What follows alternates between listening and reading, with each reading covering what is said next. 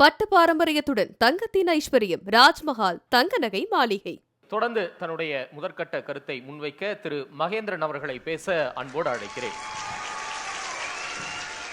200 ஆண்டு காலம் இந்தியாவை ஆட்டி படைத்துக் கொண்டிருந்த ஆங்கிலேயரை ஒரு காலம் அகற்றிவிட்டு அந்த ஆட்சியை காங்கிரஸ்காரர்களுடைய கையிலே கொடுத்தது.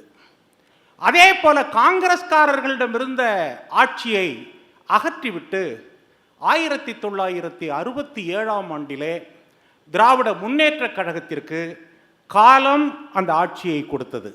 அண்ணா திராவிட முன்னேற்ற கழகத்திற்கும் திராவிட முன்னேற்ற கழகத்திற்கும் ஏற்பட்ட அந்த மோதலில் கணக்கு காட்டவில்லை என்ற குற்றச்சாட்டை முன்வைத்து எம்ஜிஆர் ஒரு காலத்தின் அரசியலை நிகழ்த்தினார். ஆனால் இன்றைய காலம் என்பது 21வது நூற்றாண்டின் காலம் என்பது 21வது நூற்றாண்டினுடைய காலத்தின் தமிழக மக்கள் என்பவர்கள் இந்த வெற்றியை வெற்றி கழகத்திற்கு அளித்திருக்கிறார்கள், விஜய்க்கு அளித்திருக்கிறார்கள். இதை ஏன் நீங்கள் பார்க்க மறுக்கிறீர்கள் என்பதுதான் என்னுடைய கேள்வி. நான் ஒரு கேள்வியைத்தான் கேட்கின்றேன். ஜீவ சகாப்தனாக இருக்கலாம், ராஜீவ்காந்தியாக இருக்கலாம், அல்லது நம்முடைய மருத்துவர் கார்த்திகேயனாக இருக்கலாம். இந்த 1,70,000 வாக்குகளும் 1,70,00,000 வாக்குகளும் குழந்தைகள் சொல்லி தான் போட்டாங்களா? யோசிச்சு பாருங்க. வெறும் பிள்ளைங்க. ஏன் நீங்க அதை குறைச்சு பார்க்குறீங்க? காரணம் என்னவென்றால், மிக எளிதான முறையில் குழந்தைகள் என்ற பெயரிலே ஒரு பெரிய உண்மையை நீங்கள் மறைக்க விரும்புகிறீர்கள். அதுதான் உங்க தோல்வி. ஆராய்ந்து பார்க்க வேண்டும். ரொம்ப சிம்பிளான போற போக்கில் பிள்ளைங்க எல்லாம் சொல்லி குழந்தைகள் வந்துருச்சு, பால்வாடி பிள்ளைங்க போய் அது பாட்டுக்கு படையெடுத்து அது எல்லாம் அப்படியே பறந்து ஏதோ சினிமாவில் இந்த விட்டலாச்சாரி படத்தில் பிள்ளைங்கள்லாம் அப்படியே பூதமாக மாறி ஒவ்வொருத்தருடைய மனதிலையும் பூந்து அந்த ஓட்டையெல்லாம் போட வச்சுட்டாங்க அப்படின்னு இதை பார்க்கலாமா? பார்க்கக்கூடாது. எப்படி பார்க்கணும் நான் கேட்கிறேன். அமெரிக்காவிலே 1,50,000 2 லட்சம் சம்பளம் பெறுகிறவர்கள் டிக்கெட் வாங்கிட்டு விமானத்தில் பறந்து அவன் நேரடியாக விஜய்க்கும் விசிலுக்கும் வாக்களித்திருக்கிறார்களே, அது ஏன் போட்டாங்க? பெங்களூரில் கல்வி கற்ற இளைஞர்கள் கூட்டம் கூட்டமாக விமானத்தில் பறந்து நீங்க 5,000 10,000 கொடுத்து ஓட்டுக்கு கேட்டுக்கிட்டு இருக்கிற அதே நேரத்தில் 10,000 20,000 1 லட்சம் செலவு செய்து விமானத்தில் பறந்து அவர்கள் ஓட்டு போட்டார்களே, அது என்ன வெறும் குழந்தையா குறுக்கி பார்த்துட முடியுமா? இல்ல, அதான் கவர்ச்சி மாயாஜால சுனாமி அட்டாக் பண்ணிருச்சுன்னு அவங்க. அதான் அந்த கவர்ச்சி மாயாஜால சுனாமி என்பது மக்களிடம் இல்லை, அவர்கள் மனதில் இருக்கிறது. அதை போக்கிக்கணும். இங்க திருந்த வேண்டிய இடம் எது என்றால் மக்கள் அல்ல. உலக வரலாற்றில் மக்களுடைய அனுபவம் பெரிய அனுபவம், சாதாரண அனுபவம் கிடையாது. The great experience of the people. அது ரஷ்ய புரட்சியாக இருக்கலாம், எதாவனாலும் இருக்கலாம். முட்டாளா கூட மக்கள் முடிவெடுத்திருக்கலாம். ஆனால் உங்களுக்கு அது முட்டாளா தெரியும். ஆனால் ஒவ்வொரு காலத்திலும் மக்கள் புத்திசாலித்தனமாகத்தான் முடிவெடுக்கிறார்கள். அந்த புத்திசாலித்தனத்தினுடைய முடிவுதான் விஜய் அவர்களுடைய வெற்றியும் வெற்றி கழகத்தினுடைய வெற்றியும். இதை நாம் உணர்ந்து பார்க்க வேண்டும். இல்ல திரு மகேந்திரன், இப்ப பிஜேபியை கொள்கை அளவுல நீங்க கடுமையா எதிர்க்கிறீங்க. இப்ப மோடி அவர்களின் வெற்றியும் மக்கள் அளித்த தீர்ப்பு மக்கள் புரட்சியா தான் நீங்க பாக்குறீங்களா? நான் நெறியாளருக்கு ஒன்று நான் சொல்லிக்கொள்ள விரும்புகிறேன். உலகத்தில் ஏற்படக்கூடிய மாற்றங்களோடு நீங்கள் ஒப்பிட்டு பார்க்க வேண்டும். மோடிங்கிற ஒரு எல்லையை கோட்டை கிழிச்சுக்கிட்டு மோடியா இல்லையா ஜாடியா மூடியான்னு பார்க்கக்கூடாது. மக்கள், அந்த மக்கள் இதை ஏன் ஏத்துக்கிறாங்க? இல்லை, உங்களுக்கு மோடி பிரச்சனை. மக்களுக்கு எது பிரச்சனை தெரியுமா? ஊழல் பிரச்சனை. ஊழலை விட மிகப்பெரிய பிரச்சனை அவர்களுக்கு வேற எதுவும் இல்லை. நான் இந்த மேடையிலே சொல்லுகிறேன், அமர்த்தியா சென் உங்களுக்கெல்லாம் தெரியும், நோபல் பரிசு பெற்ற ஒரு பெரிய பொருளாதார வல்லுநர், உலகமே போற்றக்கூடிய பொருளாதார வல்லுநர். அவர் ஒரு நூல் எழுதியிருக்கிறார். அந்த நூலின் பெயர் டெவலப்மெண்ட் அண்ட் ஃப்ரீடம். அதான் அந்த நூலினுடைய பெயர்.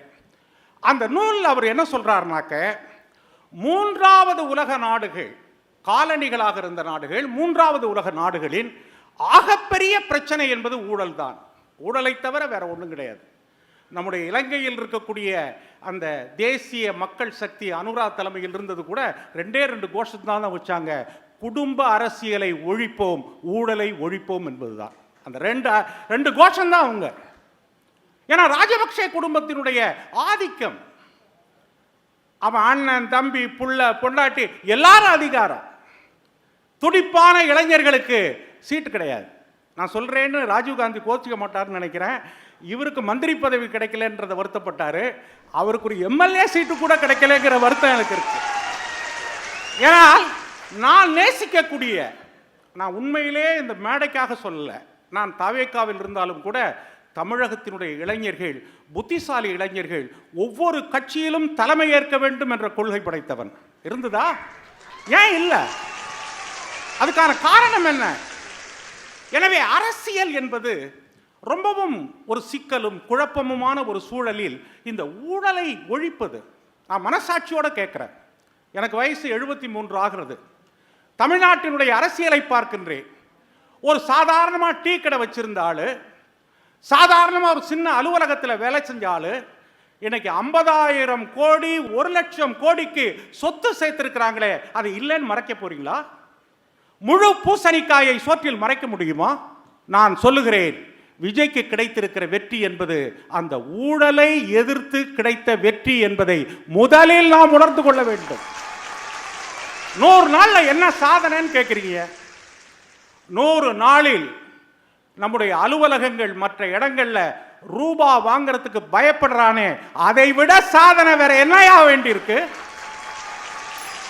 ஒவ்வொரு இடத்திலும் கான்ட்ராக்ட்காரர்கள். நான் ரொம்ப மலிவான அரசியலுக்கு போக விரும்பவில்லை. அரசாங்கத்தினுடைய பணத்திலே, வரி பணத்திலே 30% என்பது ஒவ்வொரு இடங்களிலும் லஞ்சமாகவும் பணமாகவும் சேமிக்கப்பட்டிருக்கிறதே, அதை தடுத்து நிறுத்துறது ஒரு சாதனை கிடையாதா? இந்த அமைச்சரவையை பற்றி மற்றதெல்லாம் சொல்றீங்க. நம்முடைய மரிய வில்லியம், நம்முடைய மினிஸ்டர், அவர் கொஞ்சம் ஒரு கம்யூனிகேஷன், ஒவ்வொருவருக்கும் ஒரு கருத்தை வெளிப்படுத்தக்கூடிய முறை இருக்கிறது. கம்யூனிகேஷன் என்பது கருத்தை வெளிப்படுத்துறது. ஒவ்வொருத்தர் ஒரு மாதிரி சொல்லுவாங்க, ஆங்கிலம் கலந்து பேசுவாங்க, எல்லாரும் தான் பேசுவாங்க. அவர் பேசுற போது நம்முடைய கடையநல்லூர் ராஜேந்திரன் ப்ரொவோக் பண்றாரு. அவருக்கு கோபம் வந்துருச்சு. கோவப்பட்டிருக்க கூடாது. அவர் ஆங்கிலத்தில் பேசினாருங்கிறாரு. நான் கேட்கிறேன், நம்முடைய எதிர்க்கட்சி தலைவர் உதயநிதி அவர்கள் the silent in the face is evil அப்படின்னு சொன்னாரு. அது என்ன தமிழா? அவருடைய முகத்திலே ஒரு அந்த சைலன்ட்ங்கிறதுக்கு பாருங்க, அமைதி என்பதே ஒரு ஈவில்னு ஒரு விளக்கம் கொடுத்தார். எனக்கு ரொம்ப உண்மையிலே ரொம்ப சங்கடமா இருந்தது. உலகத்திலேயே அமைதியை கொண்டவன் புத்தன், அப்ப அவன் முகத்துல ஈவில் இருந்ததா? யோசிக்கணும். ஏன்னா இவரை அட்டாக் பண்றதுக்கு இவர் மேல அவருக்கு கோபம் ரொம்ப ஜாஸ்தி இருக்கு. ஏன்னா இவ்வளவு கோவப்படுறாருன்னு எனக்கு தெரியல. ரொம்பவே கோவப்படுறாரு. நான் கேட்கிறேன், நம்முடைய கடையநல்லூர் ராஜேந்திரனை, ஆங்கிலத்தில் பேசாதன்னு மரியதாசை சொல்லக்கூடிய அவர் உதயநிதியை சொல்லுவதற்கு தயாராக இருக்கிறாரா? சொல்ல முடியுமா அவரால்? அதுதான் அரசியல். இல்ல, முதலமைச்சர் பேசவே மாட்டேங்கிறாரு, பதில் சொல்லவே மாட்டேங்கிறாருன்றாங்க. முதலமைச்சர் பேசுறார், பேசாமல் இல்லை. ஒவ்வொருத்தருக்கும் ஒரு கம்யூனிகேஷன் மெத்தட் இருக்கு.